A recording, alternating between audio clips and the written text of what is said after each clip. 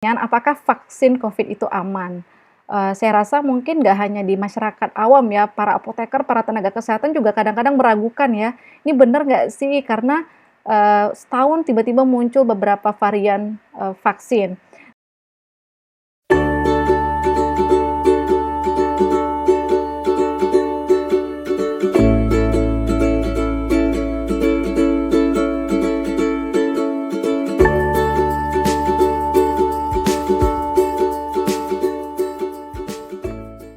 Teman-teman mahasiswa dan Bapak Ibu dosen mungkin, pertama, kita perlu tahu dulu apa sih itu vaksin, apa itu vaksinasi, kemudian, imunisasi itu apa, dan imunitas itu seperti apa. Karena, istilah-istilah ini sering digunakan oleh masyarakat, di mana, vaksin itu adalah, produk biologi yang berisi antigen yang bila diberikan kepada seseorang akan menimbulkan kekebalan.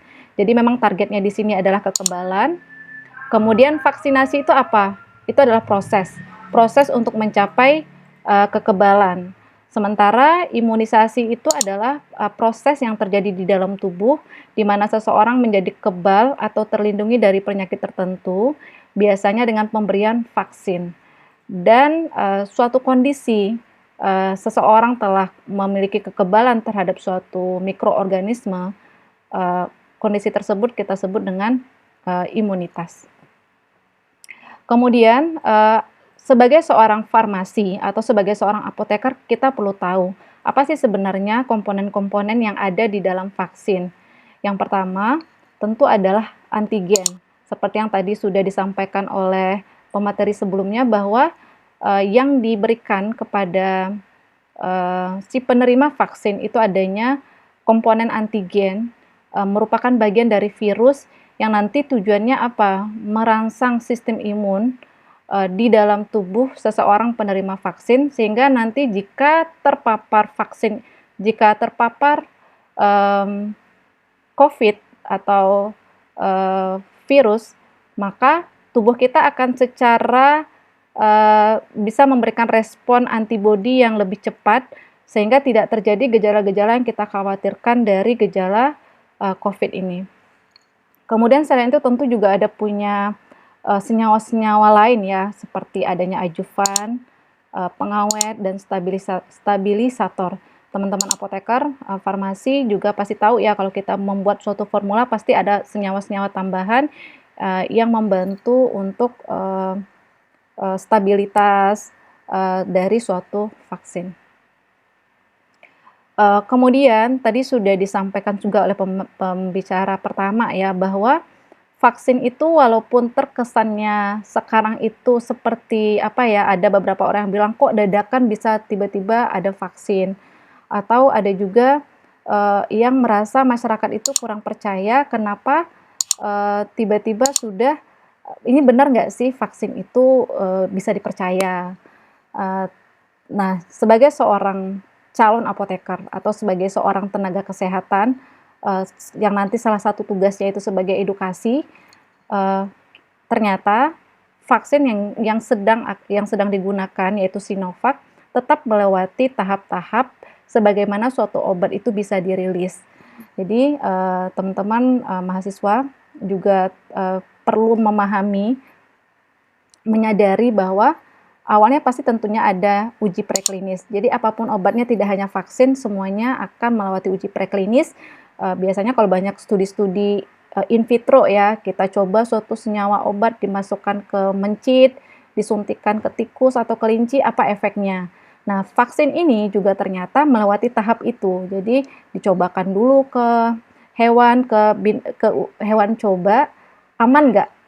Aman itu bukan berarti 100%, jadi ada yang disebutkan tadi ya, kalau WHO bilangnya yang penting efikasinya tuh 50%, itu sudah dianggap dibolehkan untuk diberikan.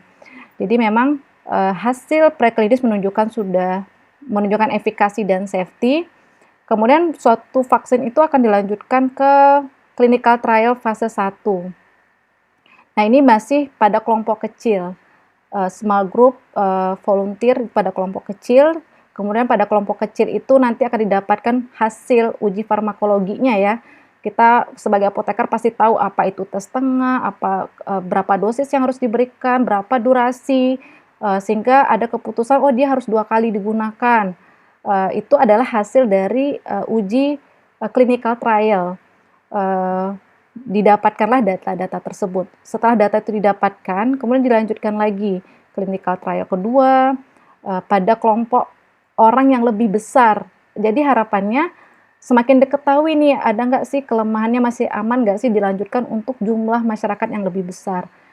Kemudian ke fase 3 sampai ke puluhan ribu orang. Makanya ada yang dipakai di Brazil, kalau yang Sinovac ya sampai digunakan di Brazil, ada di beberapa negara di dunia, Cina, Turki segala macam. Itu tujuannya untuk mendapatkan data bahwa ini suatu produk vaksin itu siap di apa sih namanya ya, marketing surveillance, siap diberikan ke masyarakat dalam jumlah yang tentunya akan lebih besar. Kemudian untuk Sinovac itu sendiri, yang vaksin yang sedang dipakai di Indonesia, berarti sudah melewati fase klinis 3 dan masuk ke fase 4. Nah, fase 4 ini semua obat semua obat yang beredar di Indonesia pun selalu akan berada di dalam fase 4 post marketing surveillance, selalu akan diamati. Makanya Anda pernah mendengar suatu obat yang sebelumnya nggak ada efek samping, tiba-tiba kok sekarang muncul efek samping. Nah, itu adalah salah satu bentuk post marketing surveillance. Jadi pengamatan setelah obat itu diberikan, muncul nggak efek samping. Nah, pengamatan itu akan terus dilakukan di mana apabila suatu obat itu tetap digunakan. Nah, kira-kira seperti itu. Kemudian muncul pertanyaan, apakah vaksin COVID itu aman? Saya rasa mungkin nggak hanya di masyarakat awam ya, para apoteker, para tenaga kesehatan juga kadang-kadang meragukan ya, ini benar nggak sih? Karena setahun tiba-tiba muncul beberapa varian vaksin. Nah, mungkin kita bisa tadi ya menelusuri fase-fase suatu obat bisa di-launching, dalam hal ini adalah vaksin. Jadi vaksin yang sedang kita gunakan saat ini itu semuanya mengikuti semua fase yang kita sebutkan fase uji klinis tadi. Namun kenapa dia bisa cepat? Karena memang teman-teman bisa lihat di sini bahwa kalau obat lama, kalau vaksin dulunya itu mesti butuh waktu sampai 10 tahun dan kadang-kadang 10 tahun pun itu belum tentu berhasil. Namun untuk vaksin COVID ini adanya percepatan. Jadi dilakukan berbarengan antara preklinik dengan fase 1. Berbarengan di sini maksudnya, jadi ketika diberikan ke hewan coba juga mulai diberikan kepada sekelompok manusia sehat.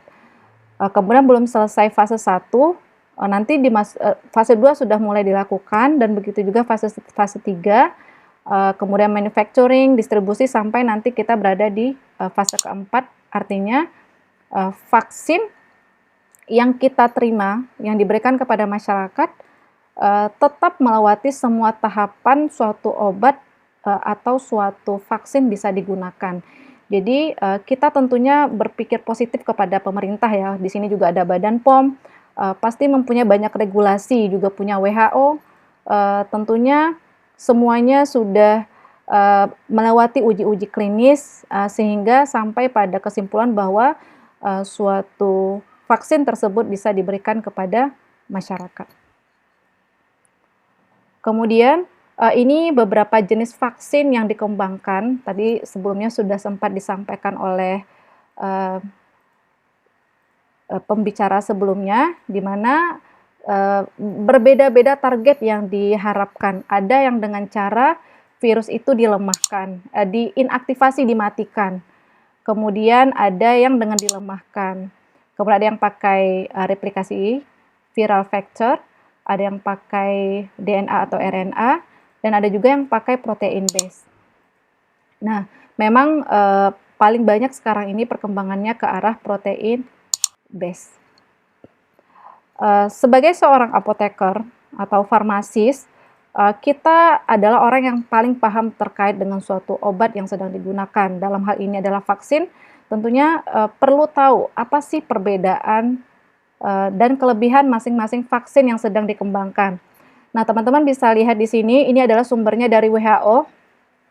Jadi dari WHO di mana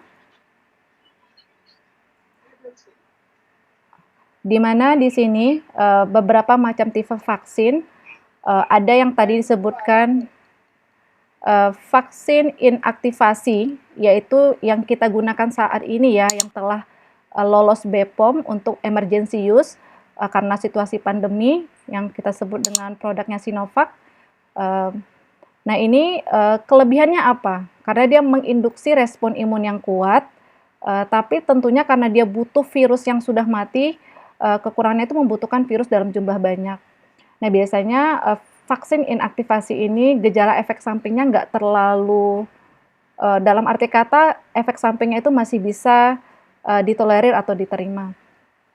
Kemudian ada vaksin yang dilemahkan, merupakan bentuk patogen yang hidup namun dilemahkan. Nah ini biasanya agak lebih muncul misalnya ketika diberikan vaksin seseorang menjadi demam, ada reaksi-reaksi reaksi-reaksi biasa ketika diberikan vaksin. Untuk vaksin yang dilemahkan ini tidak direkomendasikan untuk ibu hamil dan pasien imunokompromis. Nah ini belum ini ya, sampai saat ini pada 10 November 2020 ini masih dalam tahap pengembangan.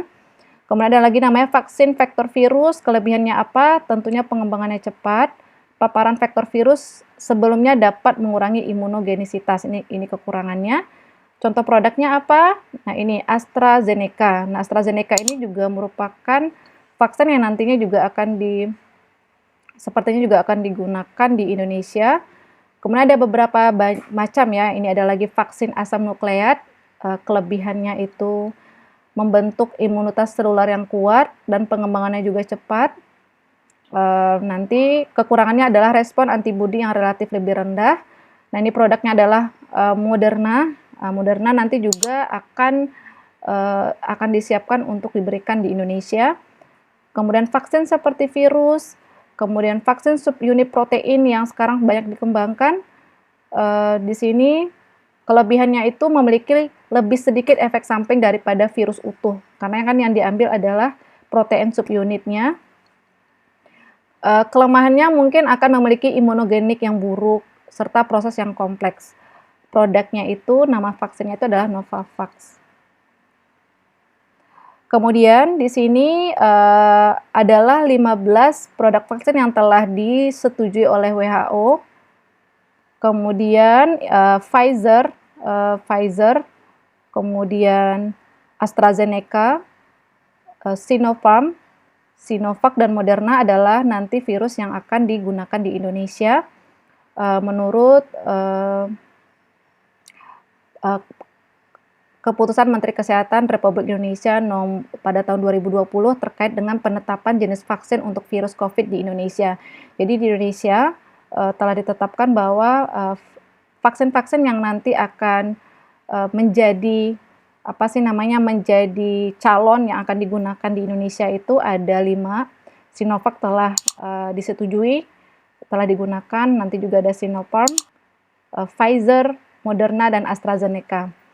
Namun beberapa hal yang kita perlu lihat sebagai seorang apoteker nantinya, bahwa untuk produk Pfizer itu butuh penyimpanan yang luar biasa suhunya, jadi sampai minus 70 derajat Celcius. Jadi teman-teman apoteker bisa bayangkan bagaimana cold chain-nya ya, dari produk dipesan, didistribusikan, disimpan, nah itu butuh perhatian yang ekstra, sehingga masih dalam tahap pertimbangan. Moderna juga butuh suhu minus 20 derajat Celcius. Kalau untuk Sinovac sendiri masih relatif lebih available karena suhunya itu, suhu penyimpanannya 2-8 derajat Celcius dengan penyuntikan secara intramuskular.